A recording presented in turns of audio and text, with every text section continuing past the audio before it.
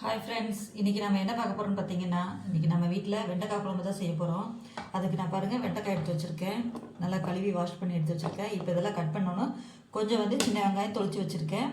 இப்போ நம்ம அதை எப்படி செய்யலான்னு பார்க்கலாமா? வெண்டைக்காய் குழம்பு செஞ்சுருவோம் வாங்க. வடச்சட்டியில் எண்ணெய் ஊற்றிக்கலாம்.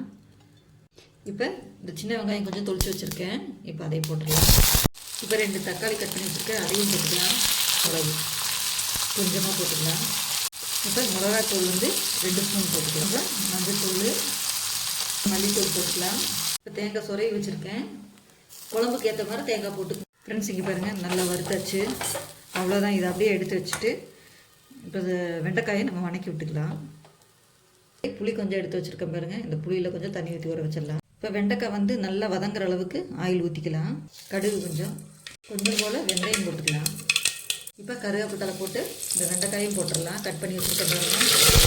ஃப்ரெண்ட்ஸ் இது ஒரு பக்கம் வதங்கட்டும். நம்ம அதுக்குள்ளே வணக்கி வச்சதை அரைச்சி எடுத்துகிட்டு வந்துடலாம். நாட்டுக்கல்ல தான் ஆட்ட போகிறேன், ஆட்டி எடுத்துகிட்டு வந்துடுறேன்.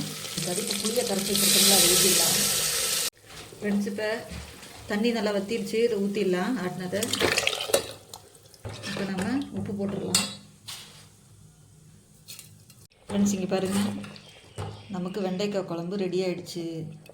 சூப்பராக டக்குன்னு சமைச்சிடலாம் ஒரு செகண்டில். ஓகே ஃப்ரெண்ட்ஸ், நீங்களும் இதே மாதிரி ட்ரை பண்ணி பாருங்கள். இப்போ இதை ஒரு பவுலில் மாற்றிடலாம். ஃப்ரெண்ட்ஸ் இங்கே பாருங்கள், நமக்கு வெண்டைக்காய் குழம்பு ரெடி ஆகிடுச்சு சூப்பராக.